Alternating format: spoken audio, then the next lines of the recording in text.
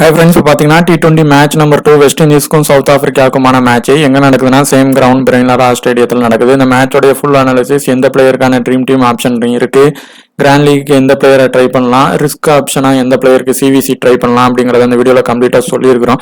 So வீடியோவை skip பண்ணாமல் பாருங்கள். வீடியோ பார்த்துட்டு இருக்கிறவங்க ஒரு லைக் பண்ணி சப்ஸ்கிரைப் பண்ணி சப்போர்ட் பண்ணுங்கள். தேங்க்யூ. இந்த மேட்சோடைய ஃபுல் ப்ராக்ரஸ் எந்த மாதிரி இருக்குன்னு இதே வீடியோலயே சொல்லியிருக்கிறோம். லாஸ்ட் மேட்ச்லையும் சொல்லியிருக்கிறோம். சேம் வென்யூ தான்.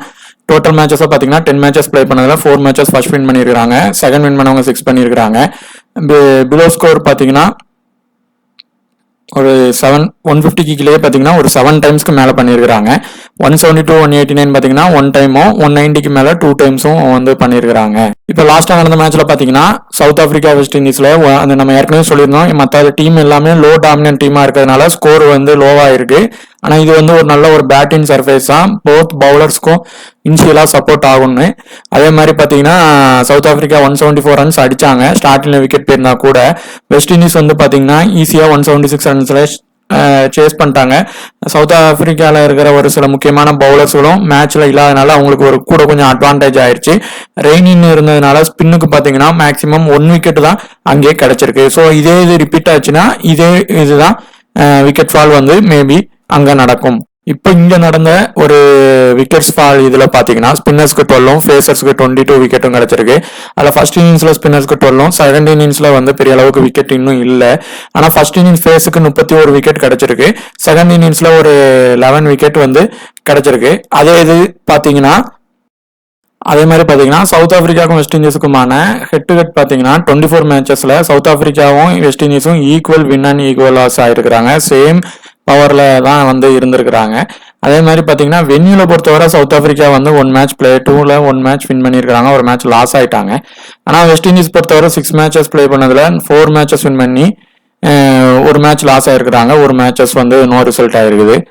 மேக்ஸிமம் பார்த்தீங்கன்னா வெஸ்ட் இண்டீஸோட பிளேயிங் 11 வந்து எந்த ஒரு சேஞ்சும் பண்ணுறதுக்கான வாய்ப்பு பண்ண மாட்டாங்க. சேம் இதிலே தான் போவாங்க. வேணா பார்த்தீங்கன்னா மெக்காயை வந்து உள்ளே கொண்டு வரதுக்கான வாய்ப்பு வேணா பண்ணலாம். அப்படி இல்லை அப்படின்னா சேம் லைனப்போடையே போயிடுவாங்க. அது மாதிரி சவுத் ஆஃப்ரிக்காவுடைய பாசிபிள் பிளேயிங் 11 வந்து இதான் இருக்கும். மேபி அவங்களோட பேட்டிங் ஆர்டர் கண்டிப்பாக அவங்க சேஞ்ச் பண்ணுவாங்க. அதே மாதிரி பார்த்தீங்கன்னா நிகிடி வந்து பார்த்தீங்கன்னா கண்டிப்பாக டீமுக்கு வந்து கொண்டு வர பார்ப்பாங்க. அவர் வந்து கண்டிப்பாக இந்த பிச்சுக்கு வந்து ஆப்டான பவுலர் தான். ஸோ அவரையும் ட்ரை பண்ணி பார்ப்பாங்க. இந்த மேட்சுக்கு மேபி அவர் உள்ள வர வாய்ப்பு இருக்கு. பார்த்தீங்கன்னா வெஸ்ட் இண்டீஸுக்கும் சவுத் ஆஃப்ரிக்காவுக்குமான T20 செகண்ட் மேட்ச். இந்த மேட்ச் வந்து சேம் பிரெயின்லாரா ஸ்டேடியத்தில் தான் நடக்குது. ஆரம்பத்தில் ஃபர்ஸ்ட் மேட்ச்ல சொல்லியிருந்தோம், இந்த இது வந்து பேட்டினுக்கும் வந்து நல்ல சப்போர்ட் ஆகும். லோ டாமினன்ட் டீம் பிளே பண்ணதுனால தான் அந்த மாதிரியான கண்டிஷன் ஆயிருந்தது. அவங்க லெஸ்ஸாக ஸ்கோர் பண்ணியிருந்தாங்க, விக்கெட் ஃபால் நிறைய ஆயிருந்ததுன்னு. ஸோ இப்போ பார்த்தீங்கன்னா இந்த மேட்சோட இது சேம் இது அதே கிரவுண்டில் நடக்கிறதுனால சேம் கண்டிஷன் தான். ஃபேசர்ஸ்லையும் பார்த்தீங்கன்னா நல்ல வேரியேஷன் பண்ணி பவுலிங் போடுறவங்க, கட்டர் போடுறவங்க, அந்த மாதிரி பேக்கப்லேருந்து போடுறவங்களுக்கு இந்த பிச்சு நல்ல செட்டும் ஆகும். ஸ்பின்னர்ஸ்க்கு நார்மலாக செட் ஆகும், ஒரு மீடியமாக செட் ஆகிருக்கு. ஆனால் லாஸ்ட் மேட்ச் ரெயின் இருந்ததுனால அது கம்மியாயிருச்சு. ஸோ பேட்டர்ஸ்க்கு பேட் பண்ண ஈஸியாகவும் ஆயிடுச்சு. இப்போ நிக்லஸ் பூரானுக்குலாம் பார்த்தீங்கன்னா அந்த பேட்டிங் பிச்சாக இருந்தால் கண்டிப்பாக பெர்ஃபார்மன்ஸ் பண்ணுவார், இல்லைனா கஷ்டப்படுவாருன்னு சொல்லியிருந்தோம். அதே மாதிரி பார்த்தீங்கன்னா அவர் நல்ல பெர்ஃபார்மன்ஸும் பண்ணிட்டார். மேக்ஸிமம் அவருடைய ரெக்கார்ட் பார்த்தீங்கன்னா அந்த இடத்துல போராக தான் இருந்திருக்கு. அது பேட்டிங் கண்டிஷன் பவுலிங் கண்டிஷனாக இருந்த வரைக்கும். ஸோ இப்போ பேட்டிங்க்கு இருக்கிறதுனால அவர் நல்ல பெர்ஃபார்மன்ஸும் பண்ணிட்டு வந்துட்டு இருக்கிறாரு. ஸோ இப்போ இந்த மேட்ச்சில் பவர் பிளே ப்ராக்ரஸ் லாஸ்ட் மேட்ச்சில் எந்த மாதிரி இருந்துச்சு அப்படின்னு பார்த்தீங்கன்னா, பவர் பிளே பார்க்கும்போது பார்த்தீங்கன்னா இந்த பிச்சு வந்து எந்த மாதிரினா ஃபர்ஸ்ட் இனிஷியல் ஸ்டேஜில் ஃபாஸ்ட் பவுலர்ஸ்க்கு நல்ல சப்போர்ட் ஆகும். அந்த நேரத்தில் அவங்க ரொட்டேட் பண்ணிட்டாங்கன்னா அதுக்கடுத்து பெருசாக ஸ்கோர் செட் பண்ணிடுவாங்க. இவங்களுக்கு பார்த்தீங்கன்னா ஃபர்ஸ்ட் இன்னிங்ஸில் லாஸ்ட் மேட்ச்சில் 3 விக்கெட் கிட்டத்தட்ட பவர் பிளேக்குள்ளே விழுந்துருச்சு. ஆனால் சவுத் ஆஃப்ரிக்காவுக்கு பார்த்தீங்கன்னா செகண்ட் இன்னிங்ஸில் பவர் பிளேக்குள்ளே விக்கெட் விழலை. ஸோ மேக்ஸிமம் பார்த்தீங்கன்னா 2 ஃபர்ஸ்ட் இன்னிங்ஸில் ஒரு 2 விக்கெட்டும் செகண்ட் இன்னிங்ஸில் ஒரு விக்கெட் விழலாம். இல்லை விக்கெட் இல்லாமல் அவங்க ஈஸியாக சேஸ் பண்ணவும் ஒரு வாய்ப்பு இருக்குது. பவர் பிளேயை வந்து கடந்து போகிறதுக்கும் ஒரு வாய்ப்பு இருக்குது. இப்போ லாஸ்ட் மேட்ச் பார்த்தீங்கன்னா இந்த மேட்சோடைய high percentage captain, high percentage vice captain பார்த்தீங்கன்னா எல்லாரும் நிக்லஸ் பூரான கேப்டன் ஆகவும், ஸ்டப்ஸு லாஸ்ட் மேட்ச் நல்ல பெர்ஃபார்மன்ஸ் பண்ணிட்டாரு அப்படிங்கிறதுனால வைஸ் கேப்டனாகவும் வந்து வச்சிருக்கிறாங்க. இப்போ இந்த மேட்சை பொறுத்தவரை ஃபஸ்ட்டு கண்டிஷன் வந்து சேம் கண்டிஷன் தான்.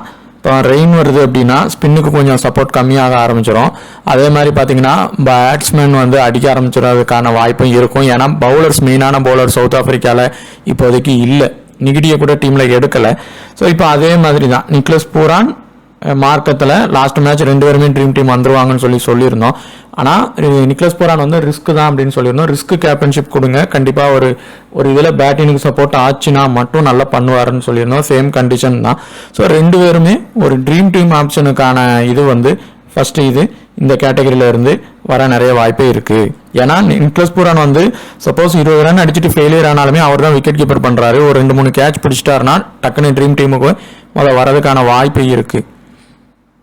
லாஸ்ட் மேட்ச் இந்த கேட்டகரியில் பார்த்தீங்கன்னா நிகிடி வந்து இல்லை. மேபி இந்த மேட்ச் ப்ளே பண்ணால் இந்த இடத்துல இருந்து அவர் நிறைய வரதுக்கான வாய்ப்பு இருக்கும். போத் இன்னிங்ஸ்லையுமே அவர் இம்பார்ட்டன்ட் தான். ஃபர்ஸ்ட் இன்னிங்ஸ்னால் நல்லா போட வாய்ப்பு இன்னும் கொஞ்சம் இருக்குது.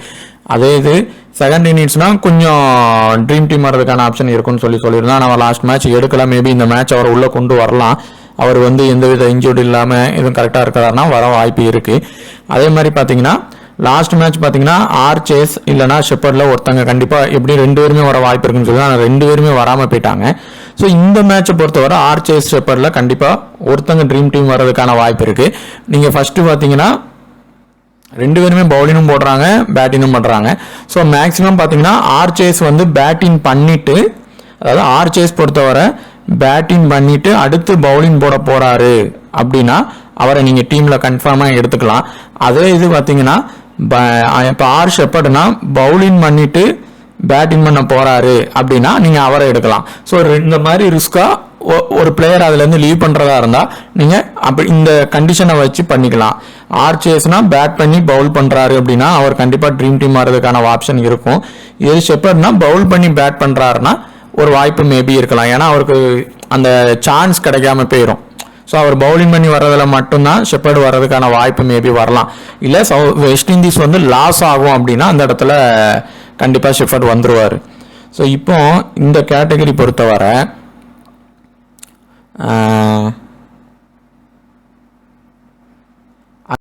இந்த கேட்டகரியில் இப்போதைக்கு 2 பேர் பிளேயிங் லெவலில் லாஸ்ட் மேட்ச்சில் இருந்தவங்க இருக்கிறாங்க.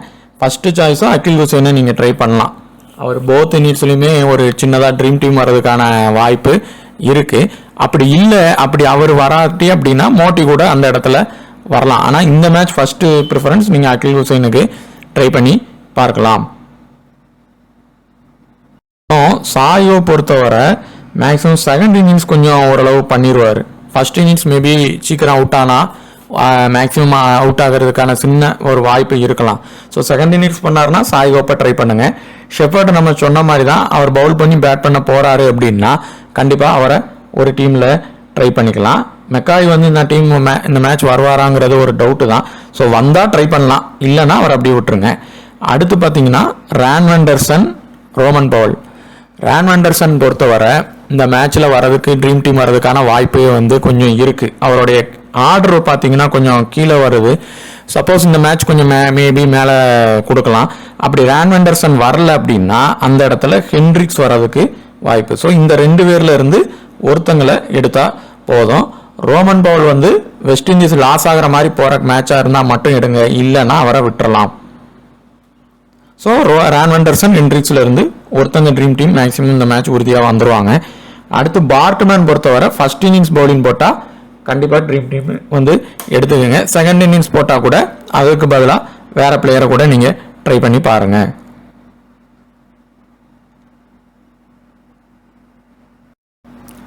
இந்த ரிக்கில்டன் பொறுத்தவரை அவர் வந்து ஒரு ஹிட் ஆர் ஃப்ளாப் பிளேயர் தான். லாஸ்ட் மேட்ச் சொன்ன மாதிரி தான், ஒன்றா அடித்தா பெருசாக அடிப்பார், இல்லைன்னா சீக்கிரமாகவே அவுட் ஆகிட்டு போயிடுவார்.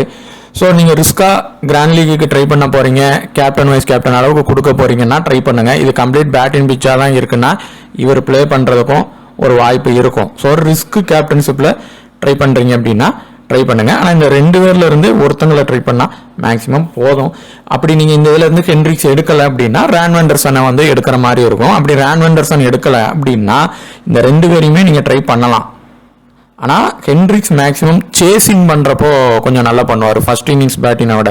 ஸோ அந்த மாதிரி கண்டிஷன் அமைஞ்சிச்சுன்னா நீங்கள் 2 பேரையுமே இந்த கேட்டகரியிலேருந்து எடுக்கலாம், இல்லைனா ஒருத்தங்களை எடுத்தால் போதும். அடுத்து பார்த்தீங்கன்னா பர்கர் பொறுத்தவரை ஃபர்ஸ்ட் இன்னிங்ஸ் பவுலிங் போடுறாருன்னா அவர் மஸ்ட் பிக்கு. மேக்ஸிமம் ஒரு ட்ரீம் டீம் வந்துடுவார், கொஞ்சம் பெருசானாலும் ப்ளே பண்ணுவார். செகண்ட் இன்னிங்ஸ் பண்ணார்னா அவர் ஒரு 50-50 சான்ஸில் வந்து நீங்கள் எடுத்துக்கோங்க. ஏன்னா செகண்ட் இன்னிங்ஸ் கம்மியாக போனதுக்கான வாய்ப்பு வந்து இருக்குது. அதே மாதிரி மோட்டி வந்து ஒரு ட்ரீம் டீம் வர்றதுக்கான ஆப்ஷன் இருக்குது. மோட்டி இல்லைன்னா அகில் ஹுசைனில் மேக்ஸிமம் ஒருத்தங்களை எடுத்தால் போதும். இது பேட்டிங் பிச்சாக இருக்கிற பட்சத்தில்.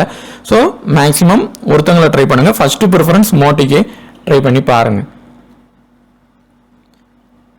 ஸோ இந்த இதில் இருந்து பார்த்தீங்கன்னா கண்டிப்பாக ரெண்டு பேர் ட்ரீம் டீம் வந்து மேக்ஸிமம் வந்து வர வாய்ப்பு இருக்குது. நம்ம சொன்ன மாதிரியான கண்டிஷனில் அந்த டீம் ஆனது லைனப்புக்கு அப்புறம் பாருங்கள், பார்த்துட்டு ட்ரை பண்ணி பாருங்கள். இவரை ரிஸ்க்காக கிராண்ட் லீக்குக்கு ஒரு இதில் கேப்டன் கொடுத்து பாருங்கள்.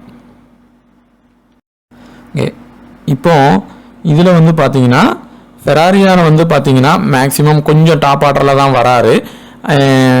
ஃபெராரியா லாஸ்ட் மேட்ச்சில் சொன்னோம், ஸ்டப்ஸு இந்த B14 கண்டிப்பாக ஒருத்தங்க ட்ரீம் டீம் வருவாங்க அப்படின்னு சொல்லியிருந்தோம். லாஸ்ட் மேட்ச் பார்த்தீங்கன்னா ஸ்டப்ஸு வந்துட்டாங்க. அதே மாதிரி தான். சப்போஸ் சவுத் ஆஃப்ரிக்கா லாஸ் ஆகிற மாதிரி கண்டிஷன்னா ஸ்டப்ஸு கண்டிப்பாக இந்த மேட்ச்சு ஓரளவு நல்ல பெர்ஃபார்மன்ஸ் பண்ண ஒரு வாய்ப்பு ஆனது இருக்கும். அதே மாதிரி பார்த்தீங்கன்னா அத்தன்சே இவர் வந்து ஒரு சின்னதாக ட்ரீம் டீம் வர்றதுக்கான ஆப்ஷன் நிறைய இருக்குது. இவரும் பார்த்தீங்கன்னா இந்த டீமோடைய ஹிட் ஆர் ஃப்ளாப் பிளேயர் தான். அடித்தா சிலட்டையும் வேகமாக அடித்து ஸ்கோரை இது பண்ணுவார், இல்லைன்னா மொதல் பால்லையே ஒரு 10 பால்குள்ளேயே அவுட் ஆகிறதுக்கான வாய்ப்பு இருக்கும் ஃபஸ்ட்டு இனிஷியல் ஸ்டேஜில். ஸோ இவர் வந்து பார்த்தீங்கன்னா ஒரு ஹிட் ஆர் ஃப்ளாப் பிளேயரு. ஆனால் ஒரு ட்ரீம் டீம் வர்றதுக்கான ஆப்ஷன் இந்த மேட்ச் பொறுத்தவரை இவன் அத்தன்சேக்கு இருக்குது. ஸ்டப்ஸை வந்து சவுத் ஆஃப்ரிக்கா வந்து அதாவது ஃபஸ்ட் பேட்டிங் பிடிக்கிறாங்கன்னா நீங்கள் ட்ரை பண்ணி பாருங்கள்.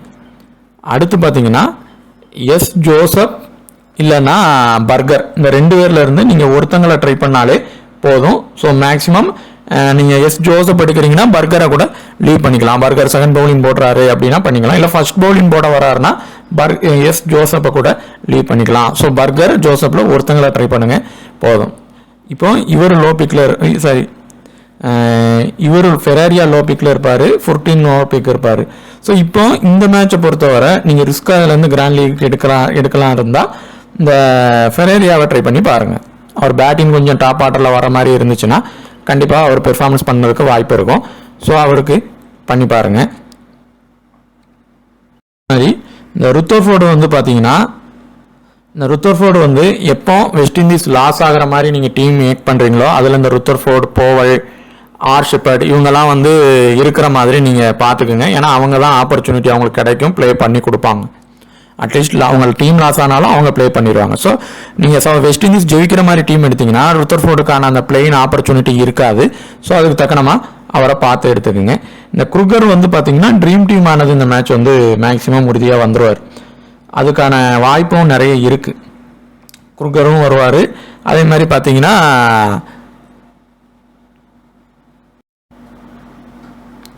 இந்த ஃபோர்டு, இந்த மேத் ஃபோர்டு ஃபர்ஸ்ட் பவுலிங் போடுறாருன்னா கண்டிப்பாக ஒரு ட்ரீம் டீம் வர்றதுக்கான ஆப்ஷன் நிறைய இருக்கும். ஸோ இந்த கேட்டகரியிலேருந்து குருகர், ஃபோர்டு வந்து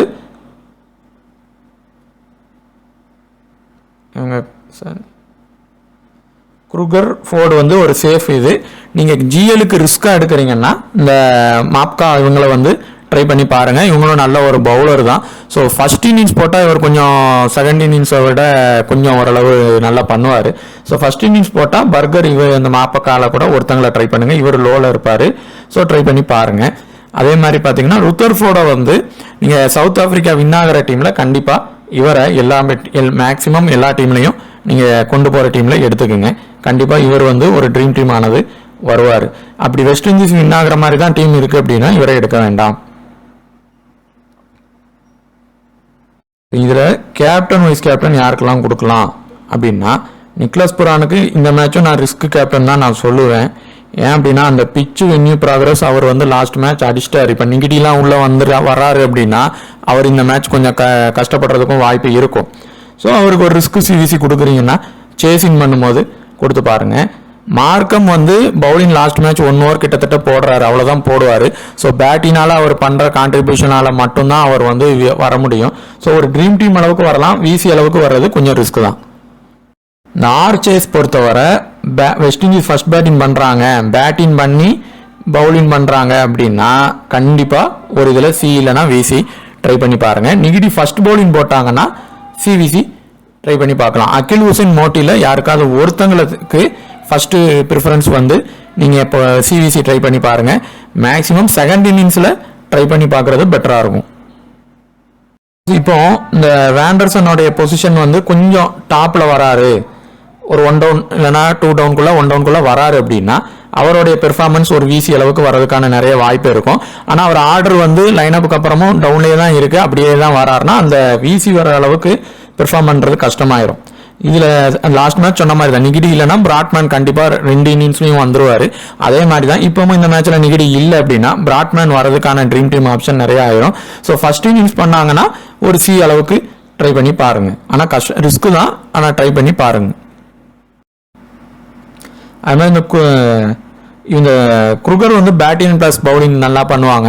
ஸோ அவங்களுக்கு கண்டிப்பாக சிவிசி ட்ரை பண்ணலாம். நீங்கள் மார்க்கமும் ட்ரை பண்ணுறத விட இவருக்கு ட்ரை பண்ணுறது ஒரு பெட்டர் சாய்ஸாக இருக்கும்.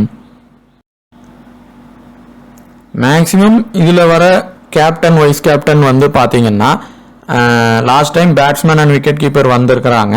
ஸோ இந்த டைம் வந்து பார்த்தீங்கன்னா ஏதாவது ஒன்று அதில் இருந்து வர்ற மாதிரி கூட வரலாம் பேட்டிங் பிச்சாக இருந்தால். அதே மாதிரி பேட்டர்ன் வந்து மேக்ஸிமம் பார்த்தீங்கன்னா 2-3-2-4 2-2-4-3